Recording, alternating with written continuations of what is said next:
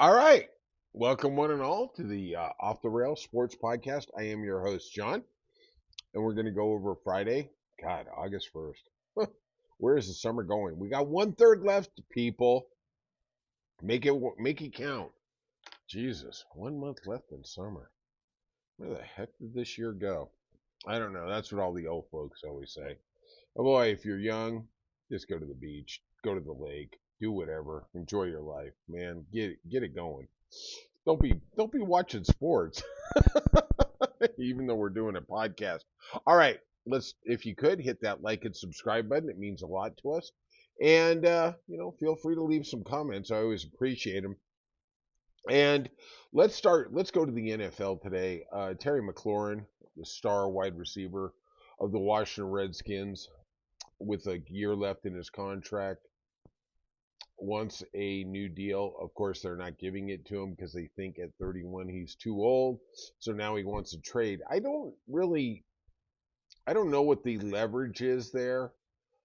It really, one thing you have to understand about the NFL, it really does matter what kind of management there is. And I know that sounds stupid, but hear me out. If you're in Cincinnati, you're screwed. They are going to hold you to the contract. They don't care. It is a power play on a power play. There are a lot of teams that are incredibly employee friendly. I think the Rams are one of them. Washington, we're going to see with this new regime exactly how they start to treat the players. I have a funny feeling at 31 they're not going to give him the kind of contract he wants, that is somewhere in the 3 year 90 million. I mean, there is the funny money that goes on. They could say it's 3 years 90 million with only 35-40 million guaranteed. you know One of the things, and nobody really talks about it, is you don't really see this in baseball.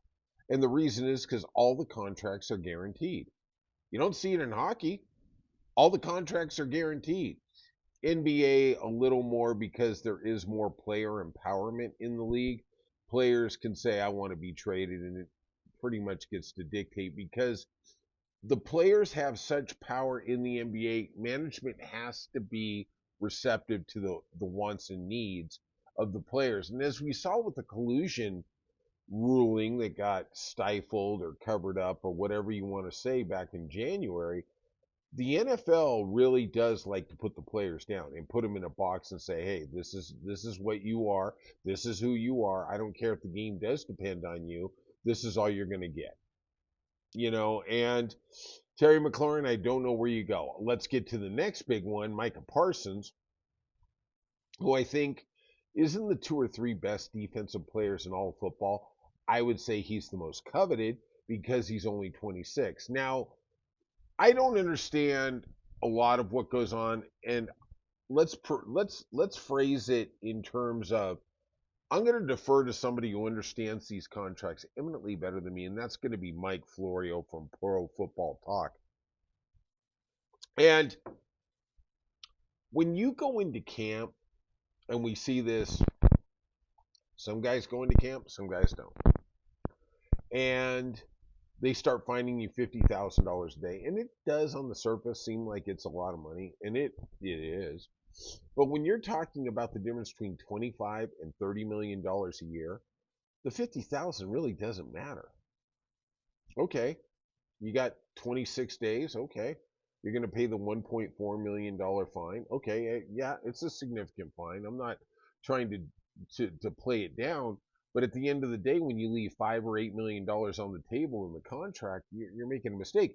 And when these guys walk in, their leverage goes out the door. Oh yeah, they can do the in camp hold in, but there comes a point in the preseason when they go, okay, it's time to suit up. Okay, you're here, suit up. And then they can find them. Then they can hold back a service year. They can do a lot of different things. If you hold out, you have until the 10th week to come in and get your service year in the union, which gets you closer to free agency. They got the tag, so really doesn't even matter. I mean, Micah Parsons is not getting traded. Cowboys are not trading him. Supposedly, They came to an agreement between Jerry Jones and Micah Parsons in in his office, shook hands on it. Micah then told him, talk to my agent. They haven't reached out to the agent.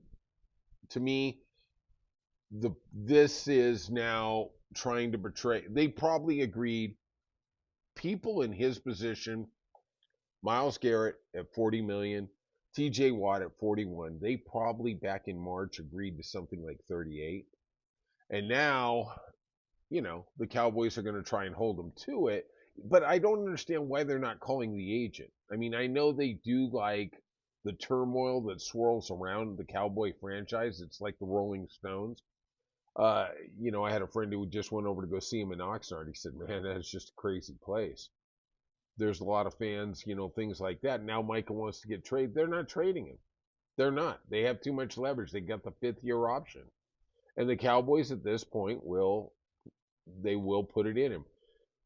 And even at $25 million, the 5th-year option, he's leaving 18 million on the table. He came in last year for 3 or 5, whatever it was.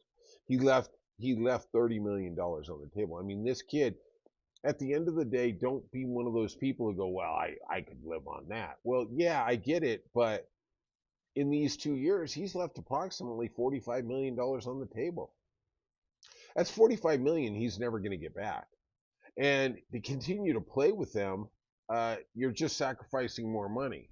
I don't know what the answer is because he walked into camp like an idiot. And I understand the players in the pool. They want to be the alpha guy. They want to be the dominant. They want to be the hometown hero. But what is the agent doing here? I mean, is he just not listening to the agent? Because the agent knows everything I'm telling you. Is he, I mean, literally, he needs to handcuff him to his leg and say, you're not going to camp. But then again, of course, if that's what he wants to do, you're going to get fired. That's just the reality of it. All right, let's move around. WNBA. Yeah, it's starting to gain in popularity, but then, of course, the ugliness comes out. Somebody tonight in one of the games threw a sex toy. Second time that they've acknowledged it has happened. It's just so stupid. I mean, really, they're trying to be professional. They are professional. They're doing their thing. I mean, come on. I mean, really, just how pedestrian are some people? What are you having a hard time with girls trying to make it in this world? God, you should be for empowerment. Let them do their thing. It gives you more programming. I don't know. I don't know. All right, let's get to the world of golf. Charlie Woods, son of Tiger Woods, failed to advance at the Junior PGA. He was trying to acquire one of the 2 spots for the Junior Ryder Cup. He faded, shot a 3 over 74, he finished 9th. There can't be anything more difficult in the world than to follow a legend. It's like when Lisa Marie Presley tried to sing, Frank Sinatra Jr. tried to sing. It'd be like if Lionel Messi's kid wanted to start playing soccer. Golf is truly the toughest sport. I know everybody's going to flip out on that one.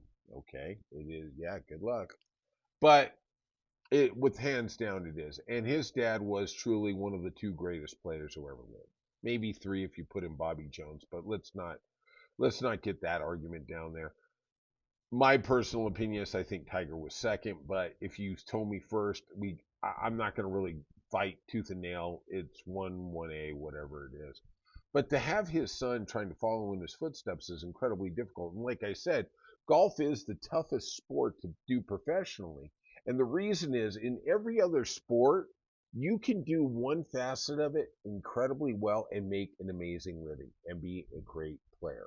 NBA, you just shoot a 3-pointer or you block shots. Or in hockey, if you just happen to have a great slap shot, you're great on the power play, you're a fast skater. There's a lot of players who slot into different things. Football, It's incredibly specialized. Baseball, incredibly specialized. How many guys just throw one inning?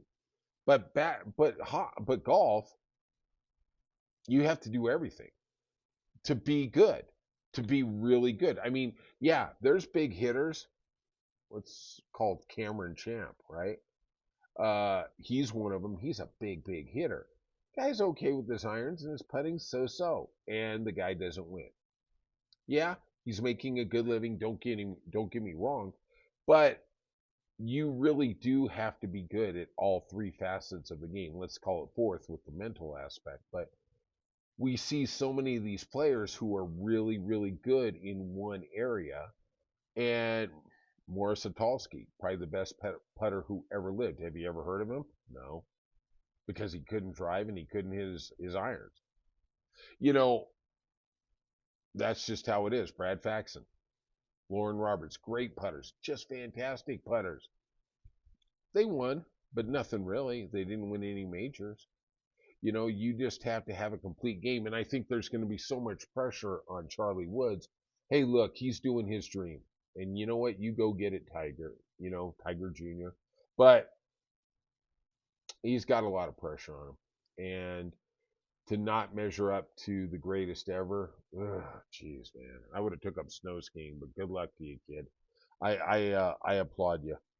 And let's just get over to what's going on in the world of baseball. The Reds beat the Braves 3-2. The Braves 45 and 63. 45 and 63. Singer gets your win. He's 9 and 8, 4.3 ERA. 12 strikeouts for Singer. Incredible. Had a really awesome night. Cubs beat the Orioles 1-0. Horton gets your win, 5 and 3 with a 3.4 ERA. Phillies took over first place again.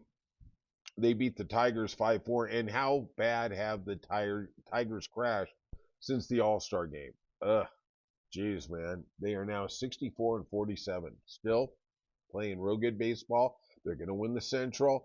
But boy, I'd start to really be worried. I mean, on days that Skubal isn't pitching, you got problems. Brewers in a bittersweet game, 16-9 over the Nationals. Quintana gets the win. He's 8 and 4 with a 3.5. But Jackson Churio, their all-star, hamstring injury. The coach, I believe it's Murphy, said it's going to be a lot worse than we thought. I'm wondering if he's even going to play the rest this year. We're going to have to see how that plays out. Royals beat the Blue Jays 9-3. Waka got your win. He's a real solid pitcher. He's just having a weird year. He's 5 and 9 with a 3.2 ERA. It's just one of those years. Sometimes it doesn't work. Red Sox beat the Astros 2-1. Roman Anthony gets the walk-off hit for the Sox. Nice to see. And I did see where there was a couple teams who were trying to get Roman Anthony from the Red Sox. Yeah, good luck with that.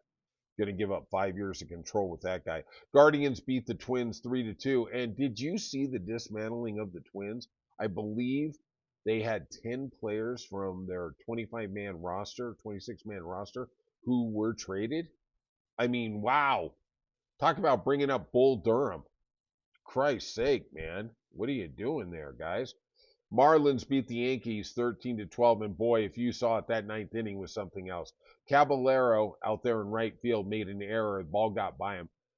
And have you ever went to a baseball game and you see those singles and that ball is rocketing at the outfielder? I mean, that it is coming fast. I watched the Angel game tonight.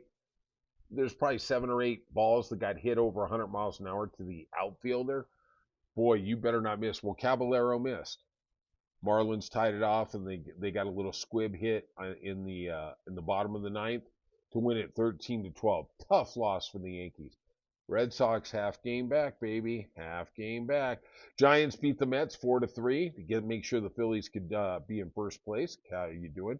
Dodgers beat the Rays in a replay of the 2020 World Series, which I still don't count. Sorry, I don't. They beat them 5-0. Kershaw got your win. He's 5-2 with a 3.2 ERA, playing very well. In the football game of the day, the Rockies beat the Pirates 17-16. I like to call these games stat patters.